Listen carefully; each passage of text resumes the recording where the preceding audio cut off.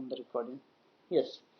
So restriction endonuclease enzymes are the enzymes which cut the DNA at a specific position, at a specific location, at a particular location. वो that particular location is palindromic sequence. तो first restriction endonuclease enzyme search for palindromic sequence. पूरे वो DNA की तरफ move होगा, it will move along the DNA, और जहां पर उसको मिल जाएगा palindromic sequence, then and there it makes cut. और this that is why it is also called cleaving enzyme, cleaving or cutting enzyme, or it is also known as molecular seizures because it cuts DNA molecules, DNA strands, isn't it? So yesterday we discussed all this.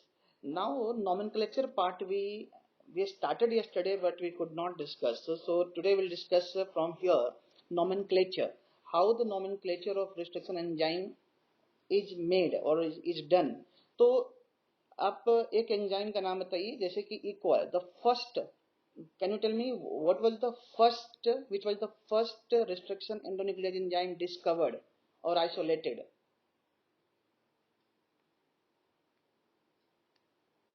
Yes tell. Hind 2, and it was isolated from which bacteria?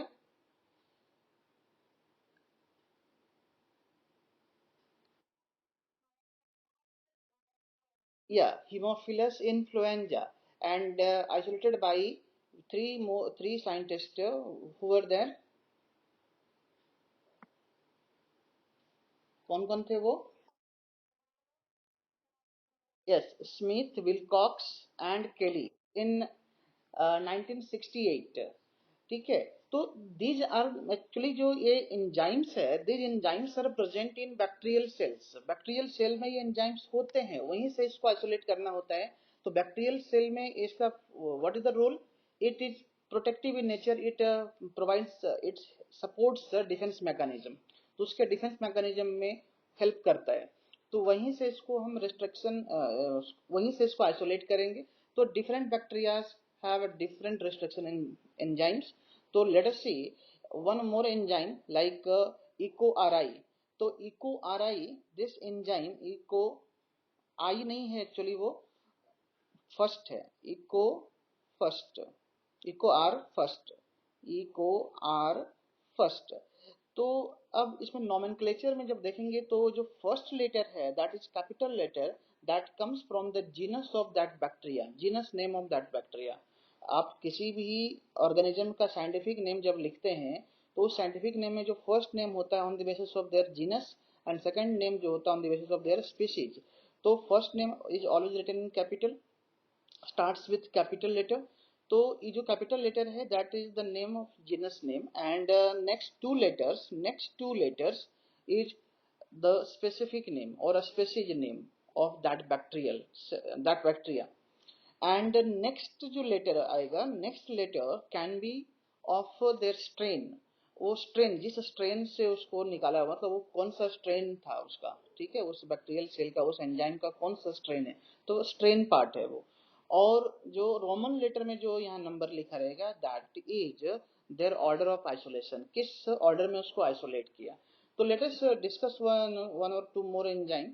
जैसे कि आप एक enzyme और ले लीजिए, Hind 2 yesterday we discussed, and this was isolated from Haemophilus influenza, and this RD was a strain, this was strain.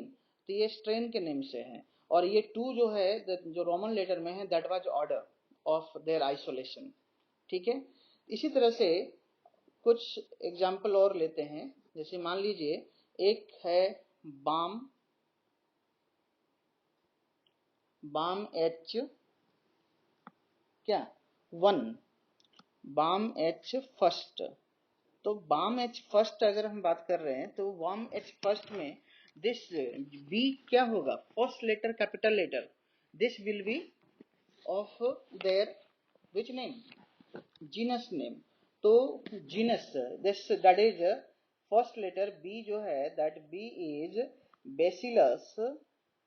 Bacillus and M four. This A M जो है ये किसके लिए आया है, ये ए एम जो आया है उसके स्पेसिफिक नेम से. स्पेसिफिक नेम क्या है, amyloliquefacin, amyloliquefacin। अब कोई बताएगा कि BAM-H1 is isolated from which bacteria? Can you tell me? It is isolated from which bacteria? Isolated from which bacteria?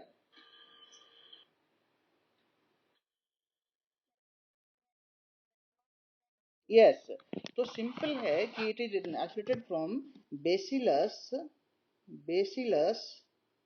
amyloliquefacin. This is the bacteria because उसका जो first 3 जो आपका लेटर है उस बैक्टीरिया का नाम बता देगा। और एच जो होगा वो एच क्या है? That is strain, that is the name of the H strain, है ना, एच स्ट्रेन है। और ये आई जो है, I is the order of, आई नहीं है, ये क्या है? फर्स्ट है ना, रोमन लेटर का फर्स्ट है ये। This is order of what? Isolation. तो इस तरह से नोमेनक्लेचर है।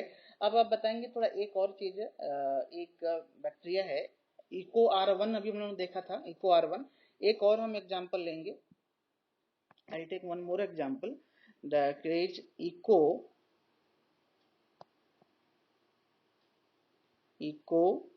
R2। अब बताएंगे Eco R2, it is isolate, Abhijit या फिर एनीवन एल्स, कोई बताइए कि ये it is isolated from which bacteria? Isolated from, this question may come in Phillips, from which bacteria it is isolated?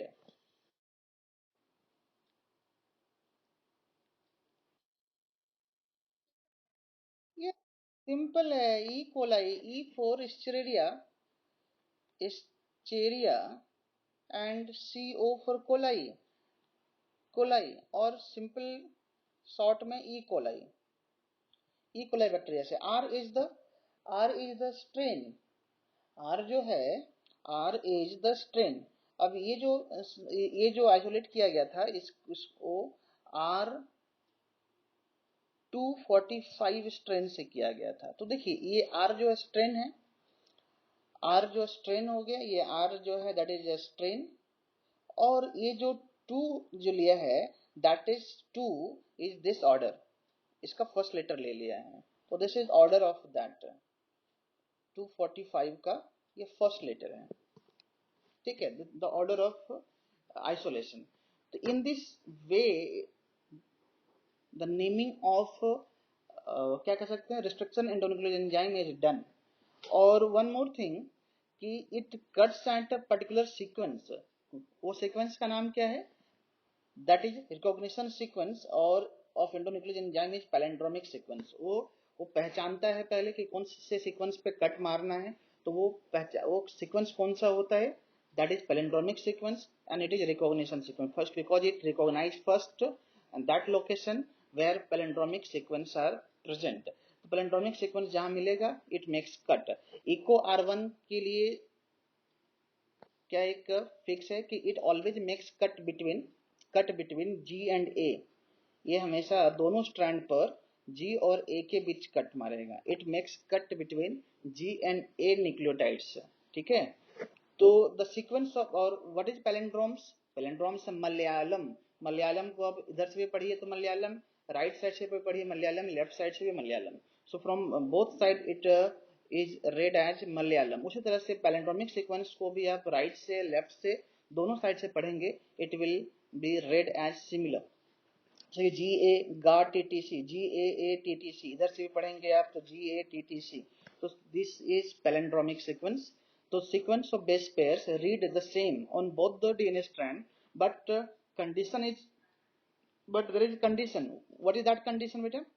That orientation of reading frame is same, मतलब if you are reading from 5 prime to 3rd prime, तो इधर भी आपको 5 prime से 3rd prime में ही पढ़ना है, तो reading frame should be the same. then only it will be read as same from both sides. So such sequence are called palindromic sequence. Let us see the mechanism of restriction endonuclease enzyme. तो simple है, देखिए क्या है, what is the action, how do endonuclease enzyme act or it works. तो उसका mechanism देखेंगे. आपके पास दो डीएनए होता है. आप जब when you are going to prepare a recombinant DNA, recombinant DNA is equal to what? One DNA will be your what? Which DNA? It's a combination of two DNA, two different kind of DNA. एक DNA किसका होगा और दूसरा DNA किसका होगा? जल्दी बताइए.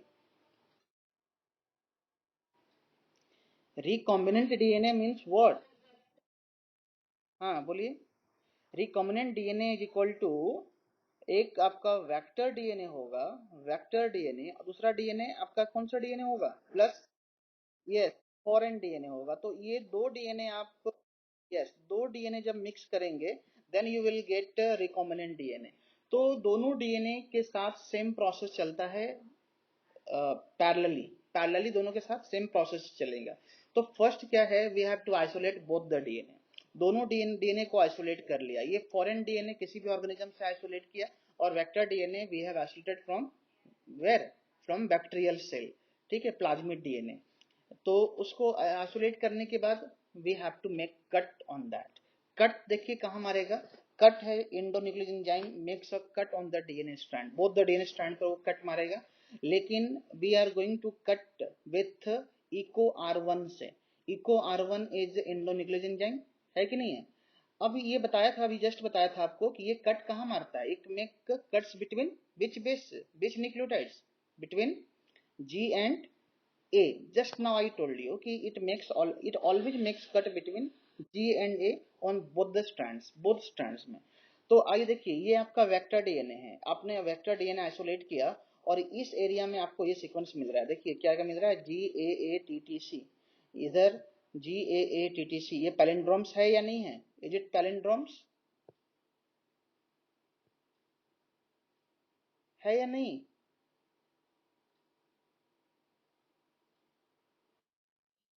Yes.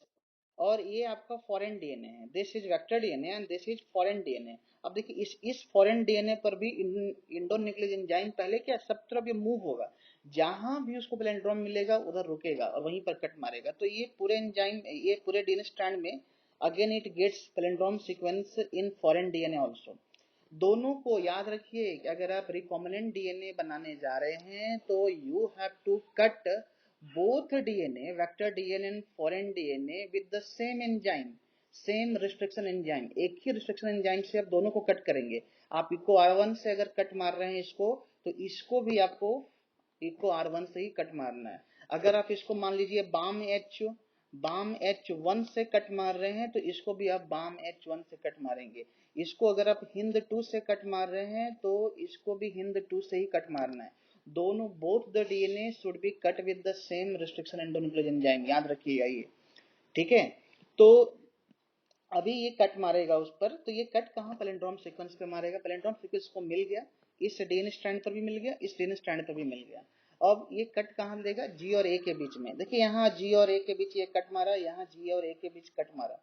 जब ये कट मारेगा तो ये पूरा का पूरा क्या होगा, ये डीएनए स्ट्रैंड आपका ये बाहर निकल जाएगा. कट G और A के बीच कट मारेगा तो, और यहाँ से इस स्ट्रैंड से ये वाला निकल जाएगा. अब क्या बच गया देखिए, तो आपके पास ऐसा बच गया कि नहीं, यहाँ पर ये G बच गया और ये पूरा का पूरा बाहर निकल गया, ये पूरा आउट, ये पूरा खाली हो गया. ठीक है, अब देखिए इसमें से नीचे वाले स्ट्रैंड में देखिए, इसमें से G निकल चुका है, क्या बच गया? ओनली AATTC ऐसे करके. ठीक है, तो ये बच गया है. और ये एंड ही स्टिकी एंड इसको कहेंगे, because restriction endonuclease enzyme makes cut at palindrome sequence. Why? To get sticky end. Sticky end इसलिए है ताकि वो इजिली ज्वाइन हो जाए with the help of ligase. अब देखिए ये मिल चुका है. अब इस एरिया में देखिए फॉरेन डीएनए, ये तो वेक्टर डीएनए का कट हो गया, इस तरह से वेक्टर डीएनए को कट किया तो ये एंड मिला है आपको. और जब फॉरेन डीएनए को कट करेंगे उसी एंजाइम से, इको आर वन से ही। तो अब देखिए जी और ए के बीच कट मारेगा तो ये यहाँ कट मारा, और ये जी और ए के बीच कट मारेगा, ये उल्टा हो गया, जी और ए के बीच यहाँ कट मारेगा, ठीक है, जी और ए के बीच कट मारेगा। तो देखिए जी और ए के बीच कट मारेगा तो ये यहाँ कट मार दिया, कट मारने के बाद ये पूरा एरिया खाली हो गया ना, ये स्ट्रैंड कट करके बाहर निकल गया, बच क्या गया, ओनली ये जी का पोर्शन बच गया, देखिए जी का पोर्शन बचा हुआ है, और ये पूरा बाहर, ये पूरा खाली। और ऊपर में देखिए क्या है कि जी और ए के बीच कट है, तो this G will come out, only A A T T C is left, A A T T C is left, ठीक है, we have got sticky end. अब देखिए ये जब दोनों को लाइगेज एंजाइम मिल जाएगा, when it will get ligase enzyme, देखिएगा थोड़ा ध्यान से देखिए, दो अलग अलग कलर में इसीलिए है। तो ये जी, यहाँ ये जी है, इसका ये सी है, ठीक है, ये वाला। अब देखिए यहाँ पर क्या है, ये टी है, यहाँ टी है, ये वाला देखिए यहाँ क्या है, ए, और इसमें भी ए है ना, इधर देखिएगा ये वाला एंड है ना, ये वाला, इज इट देयर और नॉट?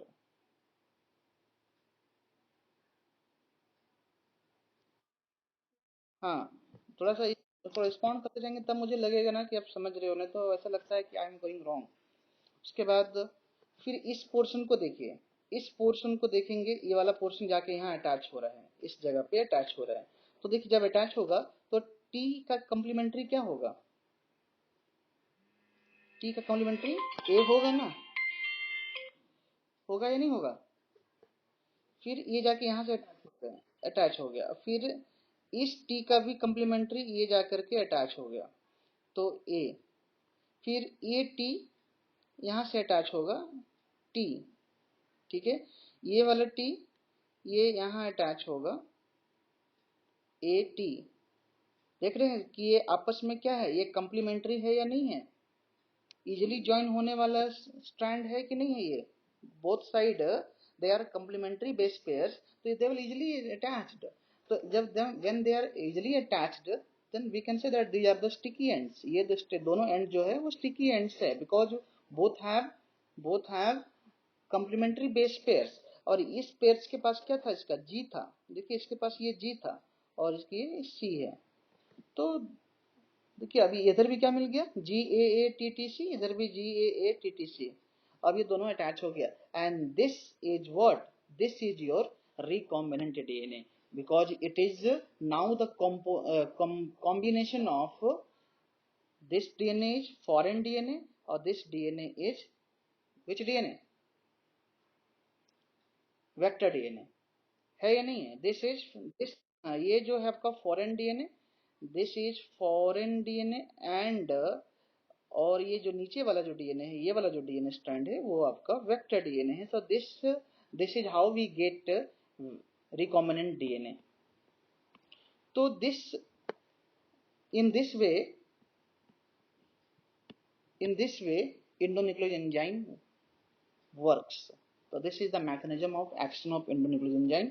ये कभी कभी एग्जाम्स में आता है, ये बनाने के लिए पैलिंड्रोम सीक्वेंस यूज करके आप इंडोन्यूक्लियोज एंजाइम का एक्शन दिखाइए।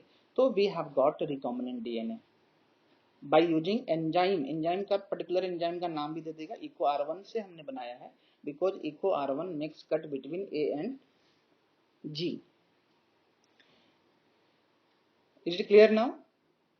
सो लेट अस, अभी जो हम पढ़े बस वही सब चीजें हैं जो हमने देखा पिक्चर में, वही action of restriction endonuclease enzyme. It क्या है, it this enzyme search for palindromics recognition sequence and on finding, जैसे ही उसको मिल जाता है, on finding the palindrome it binds to the DNA, वो डीएनए से बाइंड हो जाता है, and then it cuts, it cuts the opposite strands of DNA in the sugar phosphate backbone में कट मारेगा, a little away from the center of the palindrome site between the same base के बीच में मारता है cut on both strand में। This result the formation of single stranded overhanging stretches at the end of each strand or which called it sticky ends। वो hang करता हुआ दिखाई देगा दोनों स्ट्रैंड, तो स्टिकी एंड है। स्टिकी एंड का मेन रोल क्या है, what is the main function of sticky end? It is the main function of sticky end is, sticky end का मेन फंक्शन क्या है कि they facilitate the action of enzyme DNA ligase. तो जैसे कि यहाँ पर आपने डीएनए लाइगेज को हेल्प करेगा ये दोनों को ऐड करने में। So it facilitate the action of क्या, it facilitates the action of enzyme DNA ligase by readily forming hydrogen bond between complementary base pairs, complementary strand दोनों मिलते हैं तो इजीली हो जाएगा। In genetic engineering DNA from different sources are cut with the same, देखिए यहाँ पर दिया तो we have to cut with the same restriction enzyme so that both DNA fragments have same kind of sticky ends, sticky ends मिलना चाहिए, and these sticky ends are complementary to each other and it can be joined by DNA ligase end to end। तो अभी जो हमने पढ़ा वही सब चीजें हैं। अब कोई बताइए, now you have cut the enzyme, enzyme को कट करने के बाद अभी हमने ऐड नहीं किया है, अभी तक हमने आपको यहाँ एडिशन का पार्ट दिखा दिया कि यहाँ पर ऐड कर दिए, लेकिन अभी ऐड नहीं किया। अभी क्या करना है कि ये दोनों को हमने कट कर दिया तो ये आपको एक फ्रैगमेंट्स मिला, ये जो अलग हुआ ये जो फ्रैगमेंट्स वो फ्रैगमेंट्स मिला, इधर से भी जो फ्रैगमेंट्स अलग होंगे ये मिलेंगे। इसको में इस तरह से अगर इसमें 4-5 सीक्वेंस है पैलिंड्रोम्स का तो 4-5 आपको फ्रैगमेंट्स मिल जाएगा, बहुत सारा फ्रैगमेंट्स इसमें मिल जाएगा अगर इसमें कट होता है तो। अब ये सारे फ्रैगमेंट्स को हम, तो ये सारा फ्रैगमेंट्स आपके यूजफुल नहीं है ना, सभी तो नहीं चाहिए आपको, इस फॉरेन डीएनए का कोई पर्टिकुलर सीक्वेंस चाहिए तो अब उसको हम सेपरेट करेंगे। ये तो सभी एक जगह पर है, कट मार दिया, कट बहुत सारा कट्स आपको मिल गया, इसका बहुत सारा फ्रैगमेंट्स मिल गया, लेकिन अब इस फ्रैगमेंट्स को हम इस फॉरेन जो डीएनए का फ्रैगमेंट्स है उसको हम क्या करेंगे, सेपरेट करेंगे, उसको आइसोलेट करेंगे। अभी आइसोलेशन का पार्ट केवल हुआ है कि डीएनए को हमने सेल से निकाला, सेल से निकाल करके फिर उसको कट किया, कट करने का फ्रैगमेंट्स में बहुत सारे फ्रैगमेंट्स आपको मिल गए। इस फ्रैगमेंट्स को, ये सारे fragments are not useful to you, तो you have to take the desired fragment. Desired fragment मतलब segment of DNA that is gene, desired gene you have to take. तो डिजायर्ड जीन जो होगा वो आपको सेपरेट करना है यहाँ से, इससे ये पूरे बहुत सारा फ्रैगमेंट्स है आपके पास, बहुत सारा फ्रैगमेंट्स मिल गया है, और ये बहुत सारा कोई लार्जर फ्रैगमेंट्स है, कोई स्मॉलर फ्रैगमेंट्स है और कोई बहुत छोटा फ्रैगमेंट्स है। ये सारे फ्रैगमेंट्स आपके काम के नहीं है, इसमें जो भी एक चाहिए उस फ्रैगमेंट्स को हम सेपरेट करेंगे। तो how do you separate the fragments, by which process do you separate the fragments, your desired fragments? We have already studied in the previous chapter DNA fingerprinting, बताइएगा। Very good, gel electrophoresis, very good. So gel electrophoresis से हम इसको separate करेंगे तो to get our desired fragments, हमारा जो desired fragments को मिलने के लिए, ठीक है। Then separation and isolation of DNA fragments. Gel electrophoresis is the technique for separating DNA fragments based on their size. Firstly, what do? Sample DNA is cut into fragments by restriction endonuclease enzyme, जो हमने अभी तक कर चुके हैं। आपको बहुत सारे फ्रैगमेंट्स मिल गए हैं आपको फ्रैगमेंट्स में, अब उस फ्रैगमेंट्स को सेपरेट करना है। How do?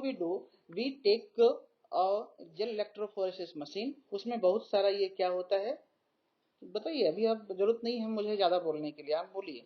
ये बहुत सारा क्या है इसमें, ये वेल्स है ना। उस वेल्स में क्या है कि हम लोग क्या डालते हैं, वी पुट डीएनए फ्रैगमेंट्स पूरा, है ना, उस डीएनए पिलेट्स को डाल देते हैं। अब वो डालने के बाद आपको मेन रिक्वायरमेंट यहाँ क्या क्या चीजें हैं, और दिस आर द एगैरोस जेल, ये जो है एगैरोस जेल। तो मेन रिक्वायरमेंट्स आपके पास यहाँ तीन चीजें बहुत ज्यादा इंपॉर्टेंट है, एक है एगैरोस जेल, दूसरा है ethidium bromide. How why do we put here ethidium bromide, कोई बता सकेगा, why do we use ethidium bromide here, why do we take ethidium bromide?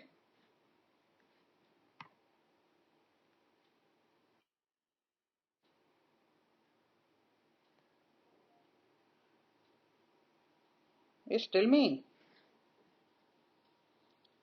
This is used as a staining agent, staining उस DNA fragments को visualise करने के लिए ही हम इसको लेते हैं, और जब इस पर यूवी रेडिएशन रे जब इस पे एक्सपोज करते हैं, इस पर डालते हैं, then it looks orange. Then ये जो फ्रैगमेंट्स आप दिख रहे हैं ना, that fragments look orange, and it looks orange due to presence of ethidium bromide as staining agent.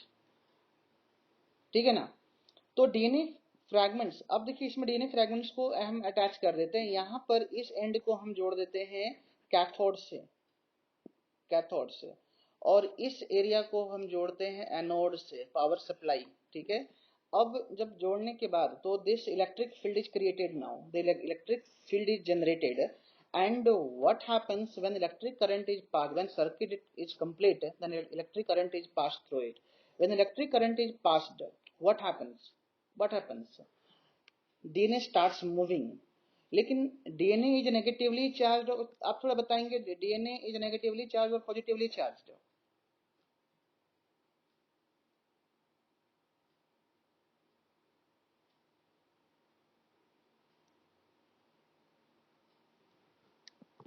Tell me, DNA is negatively charge और positively charge molecules? Yes, negatively charged, because of the presence of phosphate group, पहले discuss किया है। I am not getting answer from you all. So it is negatively charge. तो यहाँ पर आपने सब में डीएनए डाल दिया है, डीएनए मॉलिक्यूल्स। अब बताइए ये किधर की तरफ मूव होगा? ये it will move towards the anode और it will move towards the cathode?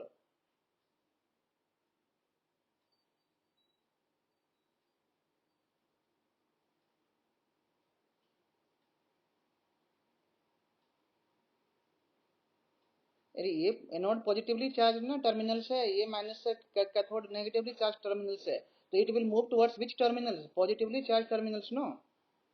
So this all DNA molecule will start moving this side. They'll start moving. So DNA fragments are being negatively charged can be separated by forcing them to move towards anode. Anode की तरफ move होगा, and when anode की तरफ move होगा तो which will move fastest? Smaller DNA fragments or larger DNA fragments?